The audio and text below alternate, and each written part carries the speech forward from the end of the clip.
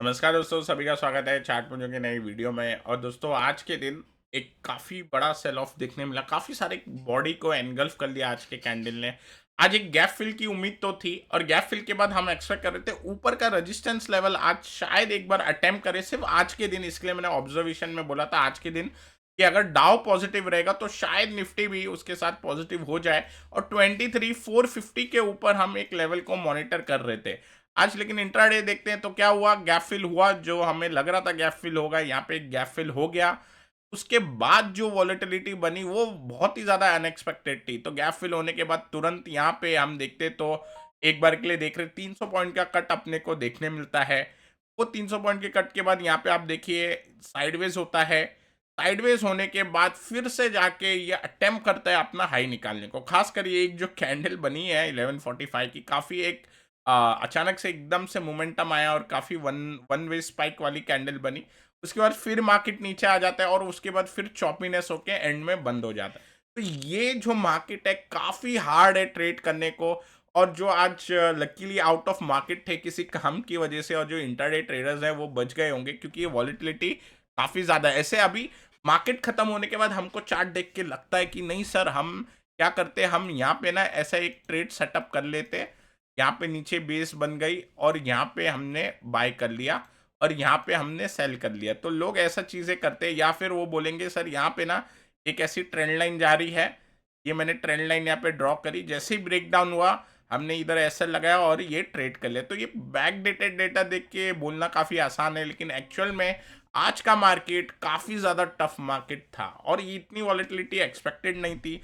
खासकर ऐसा लग रहा था कि ट्रम्प के साथ, जैसे अभी डाउ देख रहे हैं, अगर हम डाउ का एनालिसिस करें तो डाउ पे तो अभी भी पॉजिटिविटी बनी हुई है। कल अटेम्प्ट हुआ 43,700 निकालने का और आज उसके ऊपर फॉलो अप बाइंग की तैयारी चल रही है, लेकिन अभी भी अर्ली है। आज की डाउ की क्लोजिंग अगर नेगेटिव हो जाती है तो सारी चीज़ें फिर वापस से नीचे जाएंगी। फिलहाल जो हमें लग रहा है चार्ट देख के, डाउ पॉजिटिव है और इंडियन मार्केट ने डाउ के साथ चलने से थोड़ा सा आज मना किया है, ऐसा देख के लग रहा है। क्योंकि डाउ जिस हिसाब से आज स्ट्रांग हो रहा है उस हिसाब से निफ्टी ने जरा भी परफॉर्म नहीं किया। इनफैक्ट आज ब्रेकडाउन का सिग्नल दे दिया निफ्टी ने, और यहाँ पे एक वेज लाइक स्ट्रक्चर बना हुआ था। पहले एक अटेम्प्ट हुआ था ब्रेकडाउन का, उसके ऊपर गए, लेकिन आज फिर से प्रीवियस जो मेजर स्विंग लो है उसके नीचे चले गए। का ये मीनिंग है कि अब मेरे लिए इंपॉर्टेंट लेवल क्या हो जाएगा, 22,950 का इंपॉर्टेंट लेवल। वो अगर लेवल निकला तो कल के दिन 22,800 का लेवल हम एक बार ऑब्जर्व करेंगे, और उसके बाद 22,750 तक भी एक बार नेक्स्ट निफ्टी अटेम्प्ट कर सकता है। ऊपर के साइड की बात करें अभी, तो आज का हाई काफ़ी इंपॉर्टेंट हो जाएगा। इनफैक्ट अगर मैं एक अब कॉन्क्रीट लेवल बोलूँ तो 23,600, जो हम पहले 24,000 का लेवल बोल रहे थे कि 24,000 जाने के बाद निफ्टी में हमें पॉजिटिव फिर एक बार फाइनल रुझान देखने मिलेगा। अब वो लेवल नीचे आ गया है और 23,600 का लेवल वो बन गया है। तो अब बुलिश अगर कोई पोजीशन प्ले होगी वो 23,600 के ऊपर एक बार बन सकती है। लेकिन फिलहाल जिस हिसाब से आज का परफॉर्मेंस था उस हिसाब से माइनर नेगेटिव बायस फिर बनेगा। लेकिन मार्केट काफ़ी वॉलेटाइल है और इस वॉलेटाइल मार्केट के अंदर ऑप्शन स्ट्रेटेजी ही फिलहाल काम कर रही है, क्योंकि यहाँ पे नेकेड ऑप्शन बाइंग काफ़ी दिक्कत दे रहा है। बैंक निफ्टी की बात करूँ तो कल के दिन ऐसा लगा कि काफ़ी ज़्यादा हम ऊपर जाएंगे, क्योंकि एक अगेन गैप अप काफ़ी ज़्यादा मिला और गैप अप के बाद बहुत अच्छी परफॉर्मेंस भी बनी। के बाद देखें तो आज के दिन हल्का गैप अप और पूरा ही एनगल्फ कल का दिन। तो एक चीज़ साफ अपने को पता चलती है कि बैंक निफ्टी में भी वीकनेस बाकी है, और पूरा मार्केट ही एक बार लग रहा है कि जो लोअर आई है उसको ही फॉलो करने की कोशिश कर रहा है। यहाँ पे अगर मैं बात करूँ तो 50,000 का लेवल कल हमने डिस्कस किया था, इसके ऊपर बैंक निफ्टी नहीं निकला, और ऐसा कोई बुलिश बुलिश बैट की कोई ज़रूरत नहीं थी बैंक निफ्टी में। यहाँ पे अगर देखते हैं तो नीचे के साइड भी अगर मैं बात करूँ तो वीकनेस बन गई है। ट्रेडर्स जो हैं वो 48,300 के लेवल पे वॉच रखेंगे। 48,300 अगर टूटा बैंक निफ्टी में तो एक बार डाउनवर्ड प्रेशर बनेगा बैंक निफ्टी के अंदर। निफ्टी आईटी भी वीक हो रहा है। निफ्टी आईटी ने अपना चैनल पैटर्न को ब्रेक कर दिया है। मिड कैप निफ्टी ने 3 कैंडल को एनगल्फ कर लिया, जो ये 3 कैंडल बनी थी इवेंट से पहले। सिमिलरली निफ्टी स्मॉल कैप ने भी ये तीनों कैंडल को एनगल्फ कर लिया, और मेजर ब्रेकडाउन जो लेवल हमने मार्क किया है 16,500 को, उसके नीचे जाके फिर से क्लोजिंग दे दी। तो ऐसा लग रहा है कि कहीं ना कहीं डाउ जिस हिसाब से पॉजिटिव चल रहा है उसके अगेंस्ट ही निफ्टी चल रहा है। ऐसा हालांकि कम टाइम होता है, लेकिन फिलहाल हमें अपने मार्केट के अंदर एक बार रिजल्ट्स का फियर दिखाई दे रहा है, जो वीक रिजल्ट्स आ रहे हैं। जैसे आज डिक्सन और जोमेटो के अंदर काफ़ी वीक रिजल्ट आए, तो कहीं ना कहीं थोड़ा ये फियर है। अब बजट रैली भी होनी है, काफ़ी टाइम से मार्केट के अंदर अनुमान रहता है कि बजट से 1-2 हफ्ते पहले बजट बाइंग होगी। लेकिन फिलहाल मुझे लगता है कि वो चीज़ों पे ध्यान तब देंगे हम जब निफ्टी 23,600 को पार कर लेगा। तो यहाँ पे मैंने लेवल लिखा है, जिस दिन ये 23,600 को पार करे तो हम सोचेंगे बजट के हिसाब से बाइंग चल रही है। टिल देन मार्केट प्रेशर में रहेगा। यहाँ पे अगर मैं बॉन्ड यील्ड की बात करूँ तो बॉन्ड यील्ड ने गैप डाउन जरूर दिया है, लेकिन पॉजिटिव होकर ट्रेड कर रहा है। वैसे ही डॉलर इंडेक्स ने भी एक गैप अप दिया है और प्रीवियस डे के बॉडी के अंदर ट्रेड कर रहा है, तो दोनों ही माइनर स्ट्रेंथ दिखा रहे हैं। अभी भी ये नीचे जा सकते हैं, खासकर डॉलर इंडेक्स अपने ट्रेंड लाइन के सपोर्ट पे है, तो काफ़ी इंपॉर्टेंट होगा ऑब्जर्व करना डॉलर इंडेक्स को। जिस तरीके से बॉन्ड यील्ड नीचे आया वो इसी तरीके से डाउ आप देख लो ऊपर गया है, तो पूरा कोरिलेशन यहाँ पे वर्क कर रहा है। आज के दिन डाउ का 43,750 के ऊपर बंद होना काफी इंपॉर्टेंट होगा। इनफैक्ट 43,800 के ऊपर क्लोजिंग दे दे तो एक ऐसा लगेगा कि कल के दिन की जो भी न्यूज थी उसके बाद फॉलो अप बाइंग बनी। यहाँ पे अगर हम ब्रेंट पे जाते हैं तो ब्रेंट नीचे है, और ब्रेंट पे मैंने यहाँ पे एक फिबोनाची लेवल लगाया है, और 76.5 का ये जो लेवल है कहीं ना कहीं ये इंपॉर्टेंट बनेगा। तो मैंने यहाँ पे पहले एक ड्रॉ करके मार्क करके रखा हुआ है, सर्कल भी यहाँ पे मैंने बनाया है। और यहाँ पे अगर 76.5 ब्रीच करे तो फिर हम कोई बेरिश सेटअप देख पाएंगे ब्रेंट में। टिल देन यहाँ पे आई थिंक अवॉइड करना चाहिए। गोल्ड ने ब्रेकआउट दिया है, और गोल्ड के अंदर यहाँ पे हम देख रहे हैं कि एक जो रेंज है उसकी रेंज की ब्रेकआउट मिली हुई है। मेरे हिसाब से गोल्ड जो है वो अपना प्रीवियस स्विंग जो है वहां तक ये जाना चाहिए।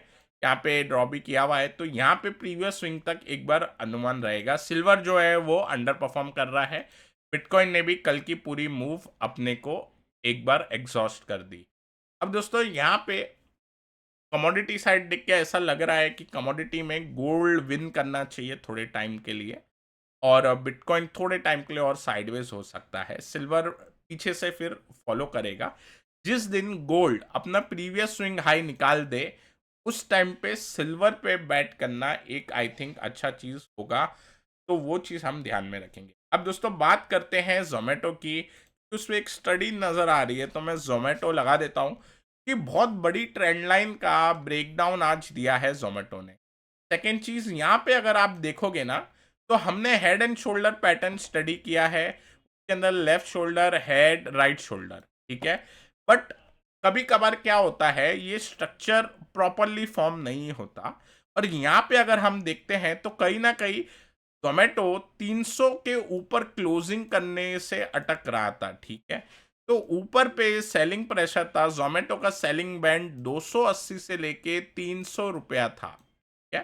अभी 280 से 300 के बीच में जोमेटो जाता था तो वहां पे सेलिंग प्रेशर बनता था, और नीचे की साइड 240 से 250 के लेवल में आता था तो बाइंग प्रेशर बनता था। लेकिन आज के रिजल्ट के बाद, मतलब कल के दिन जो रिजल्ट आया था उसके बाद आज एक गैप डाउन ओपनिंग मिली और लगभग 210 का लेवल टच हो गया।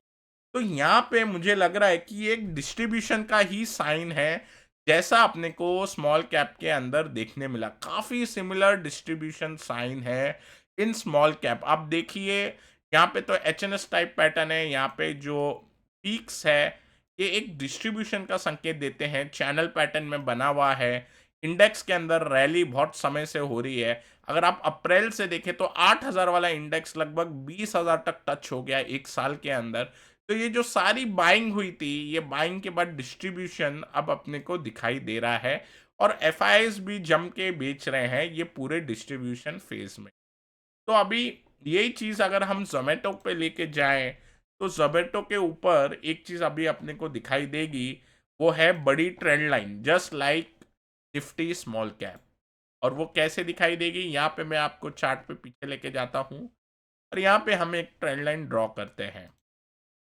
तो ये ट्रेंड लाइन जब आप ड्रॉ करोगे तो आपको यहाँ पे दिखेगा कि एक ब्रेकडाउन है। मैं थोड़ा क्लियर कर देता हूँ इसको, तो इससे अच्छी विजिबिलिटी मिल जाएगी यहाँ पे। तो ये जो ब्रेकडाउन हुआ है बड़ी ट्रेंड लाइन का, ये ट्रेंड लाइन लगभग आपको नीचे पे 50-40 रुपए से दिखेगी, और इस पे एक सपोर्ट मिला।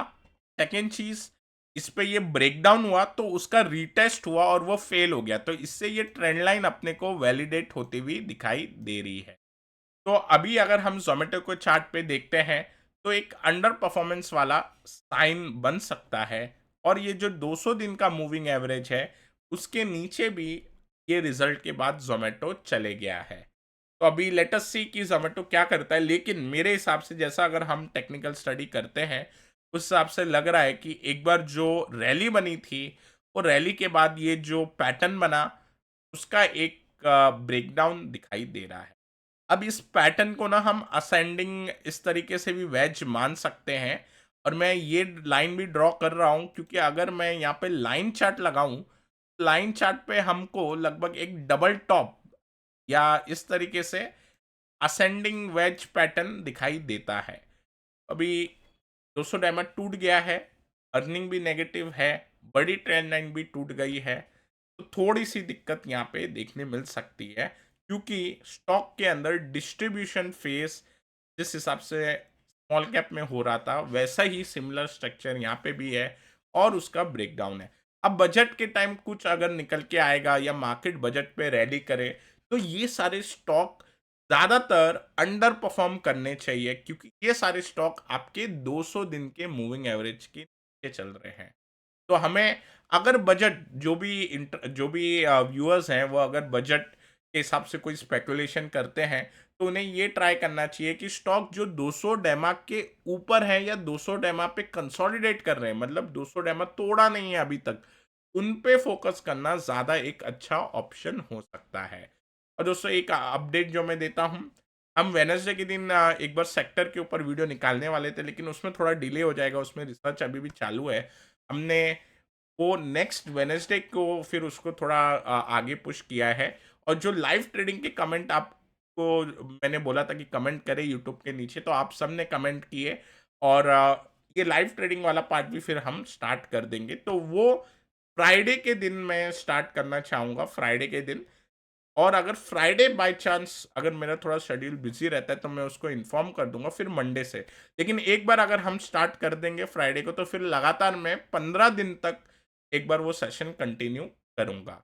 और उस सेशन के अंदर हम क्या करेंगे, 9:30 से 12 तक हम आएंगे और डिस्कस करेंगे मार्केट के बारे में और कॉन्सेप्ट्स के बारे में। आप सब कमेंट्स में लिखना, और हम उसको लाइव अप्लाई करने की कोशिश करेंगे। और अगेन मैं डिस्क्लेमर एक ही चीज़ दूंगा कि फिलहाल आप लर्निंग के हिसाब से देखिएगा, बाकी अगर उस पर स्पेक्यूलेट करना है तो वो आपकी जिम्मेदारी हो। I think this is it. I hope ये वीडियो पसंद आया होगा। पसंद आया तो लाइक करें, नए हमारे चैनल पे तो सब्सक्राइब करना ना भूलें। Till then take care, I will meet in the next.